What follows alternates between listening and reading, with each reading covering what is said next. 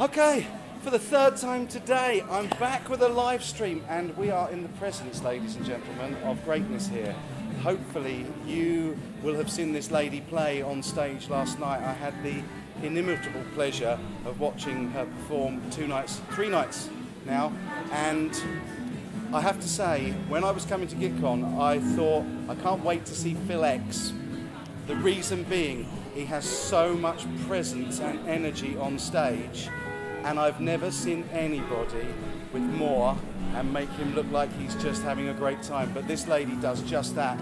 She, when she's playing the bass, just absolutely rocks it. Sorry, that was really, really Thank you. Cheesy way in, wasn't it? Rocks it. I didn't even think about that. We have Divinity Roxx, the amazing Divinity Roxx. You would probably know her best as the bass player for...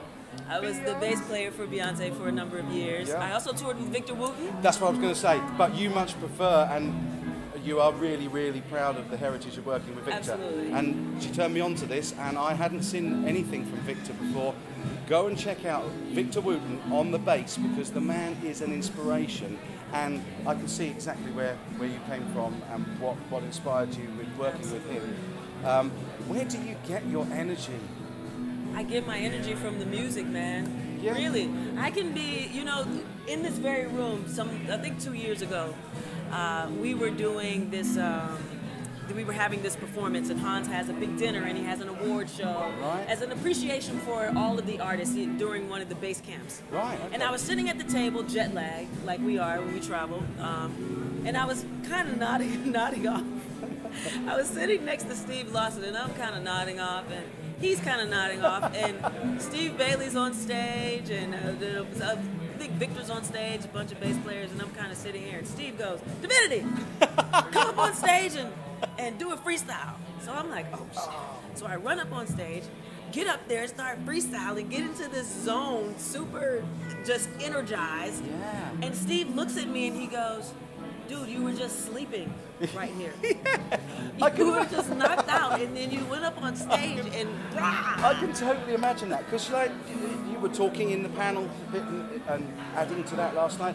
You're so chill, just stand there watching, you're getting into the music, you go forward. You're the only one I've seen go forward and have a dance to other people play. Oh yeah, man. The music touches you. It does. In a really, really kinesthetic way. It's very much a movement thing, and when you're, I know when you're really into it, because the tongue comes out and we get this, and it's like, whoa! There's Divinity Sheen Simmons. Yes, exactly. But awesome. you actually, and I think I said this to you before, I put out that I'm coming to Guitcon, and I asked for people to say what content they'd like me to make. Yeah.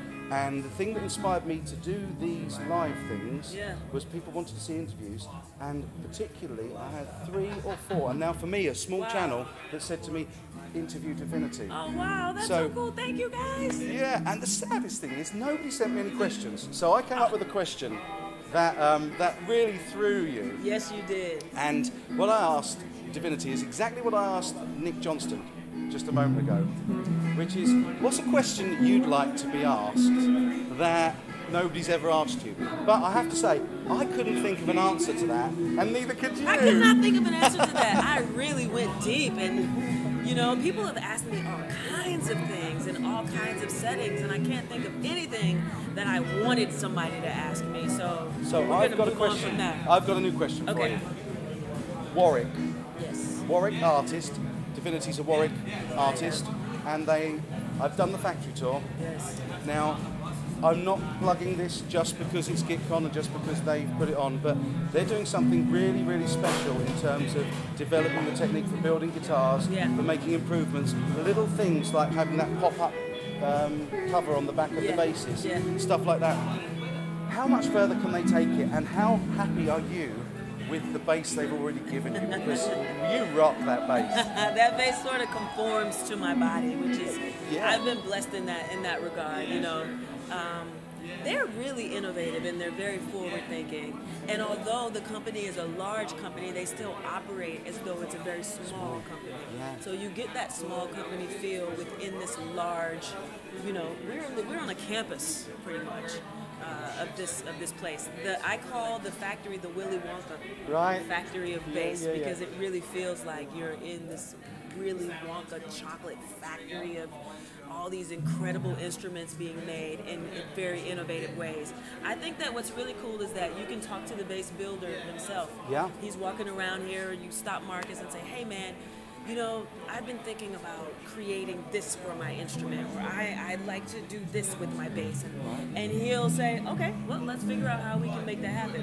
Hans Peter is the same way. You tell him that you want to try something different, you want to do something wonky or crazy, and he'll say, okay, let's see if we can figure it out. So I and think that's reflected in the gear that's downstairs, some of the prototype stuff, and it does it.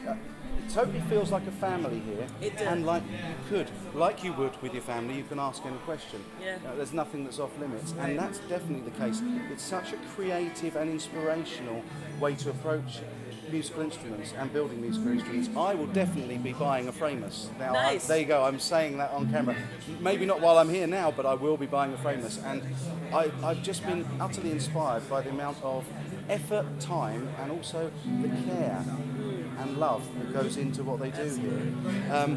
So it's quite clear that bass becomes part of you. There is not Divinity and the bass. There is the epic presence that is. And I have to say, I've stood there every night that you've played, and I've thought, I've never ever heard live bass playing like it. When you did the thing last night with Adam Neely. Oh, yeah. Whoa, I was like, that was so beautiful. Wow, and that's two basses and a drum. Now, that sort of thing, where does that come from? Why? How is it that the bass is obviously ties together the rhythm section, the drums and the accompaniment part, but you seem to take it another step further. You've got it down on the rhythm part and the fact that it's that in between, but you've got some absolutely beautiful sounding harmonies and melodies and things like that going on, which is, I've not heard that. I've not heard that on the bass. I've never ever heard that on the bass. That's really dope that you say that. I'm working on that. That's what I'm working on. I think as a musician, as an artist, you're always trying to evolve. You're always trying to grow. You always want to be better. And I have so many heroes and so many people that I look up to who are just phenomenal and amazing and precise and concise and just mind-blowing. Before I got here, I just saw Derek Hodge play with Robert Glasper and Chris Dave on the drums at the Blue Note in New York. And I mean, to be in the presence of such greatness, it pushes you to become, to want to be great. Yeah. With Victor Wooten, for instance. Yeah. I mean, Vic is the first person I saw do things on the bass that I didn't even know could be done. Yeah. So, you take that and you expand upon it and you grow upon it and you try to learn that. And what I find is when you learn other people's techniques, somehow you make them your own, because I'm never going to play like Victor Wooten. I'm not going to. It's just because that's him. Yeah. But there's something about my DNA, and he talks about this, that I can bring to that same instrument. Even if I'm imitating him, I'm not going to sound like him. I'm going to sound like me. Yeah, for sure. And somehow when I start getting into that, first it starts off with imitation. Yep. The same way that we talk to our parents. Yeah, Language. for sure. You imitate your parents, and then eventually you develop your own voice. Yeah, we've had that actually from the panel discussion the other night. We were talking about music theory and does it matter? And actually, that was a real good thing, because it was very much aligned to communication, and it's just a form of communication. But there's something more for me in music, and I would love to have in just the talent from your little finger, but it's something spiritual, and I definitely get that you go somewhere. When you've got that bass in your hands, you're off and it's part of you and you feel it. Yeah. How would you, for people like myself who are learning, and I do play a little bit of bass on the tracks that I write, how would you suggest that people go about the most efficient and best way to develop their talent? Do you think it's listening? Do you think it's improvising? Do you think it's learning people's material? Do you think it's the music theory? Or is it an even combination of all those things? And what was it that drove you? I'm trying to give you some... That's a really good question. I think it's all of those things. I don't think there's an equal portion of all of those things. I think first it starts with this passion, this desire, this love for music. You know, it really starts with the love. Would you, are you sitting there to learn something because you have to, or is it because you love it? Is it because you have this need to know something? Yeah. You know, it takes a lot for me to have to sit down and practice, I'll say that. Yeah. Because my life is really busy. But when I do when I actually quiet down and say, okay, I'm gonna sit down, pick up the bass, everything goes away. The room goes away. Wow. There's nothing except me in this instrument and what I'm working on. Yeah. And there's something that connects with my soul, and I think you're trying to find that space. Yeah. You know, or allowing yourself to be in that space is what's the key. And that's what takes you somewhere else. Yeah. Because everybody can learn music theory, everybody can practice learning a song or learning the scales, but it's that moving out of the theory and into the theory, the ethereal. Exactly. So and that comes across so much in your playing. Now, I've got one more question. Okay. I was going to ask you, and I figured very quickly that this is not an appropriate question because you will have and have got so many different bass players that inspire you. So I wasn't going to say, give me your favourite bass player. Okay. Okay. But given the journey that you've had so far, and you've got to an incredible standard, but we're all always looking to push further forward. Absolutely. What I was going to say is not necessarily who you would aspire to be following a little bit more and creating your style around, but what do you want to achieve longer term? What are your aims for? Have you got people that you dream of playing with? Have you got, obviously we've all got that, but is there somewhere that you want to take it that is the final destination, or are you just enjoying the journey? Well, I mean, I'm always enjoying the journey, but you're always looking for this. You're always looking at this destination because that keeps you on this journey. You know, I've been really studying this producer who I really, really look up to and would love to work with and just sit in the room as he's producing. Ludwig Göransson. Ludwig Göransson. So, yes, he's an incredible producer. I really like his approach. He seems to have a demeanor. He seems to have this really peaceful demeanor.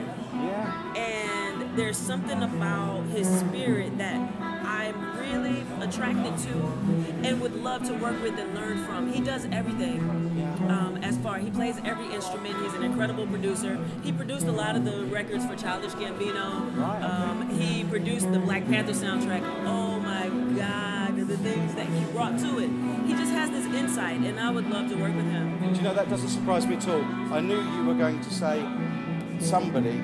I knew it was going to be a person because we're all inspired by other people. Absolutely. Because music is a connection thing. It is. It's a magical thing, and it's a bond between us that's primordial, primeval. We've got it built in. There's rhythm and there's tone and it's colour, and it makes us feel different. And so I knew it was going to be a connection, a human connection. So I'm really pleased that. Absolutely, yeah. I mean, I aspire to inspire, and I don't know. My mom just always taught me to believe in myself, and she really did, and to fight for my dreams and to live my dreams. She must and be so proud of you now. She is, and she's so amazing. She's just an amazing human being. So the love and the effort that she put into me and the things that she taught me, I think were so important, and I don't think everybody gets that. No. So I want to be able to share that with everybody, that you can fight for your dreams, you can live the life that you imagine in your head. It takes a lot of work. It really does, but if you do the work, the universe starts to open doors for you, and things magically happen. The universe is magic. We are magic. It is. You and know? that's beautiful. And actually, that's a beautiful way to end this, because Divinity has just said family, her mother, the support, and the fact that that whole thing about music is a family. And so I would like to end by thanking Divinity Roxx. But more importantly, actually, I'm going to say thank you to Divinity's mum for giving us the inspiration and the support to give us this wonderful artist. It's been absolutely amazing to chat to you. Thank you. Absolutely. Thank you, Divinity's mum. Guys, be back soon. You take good care.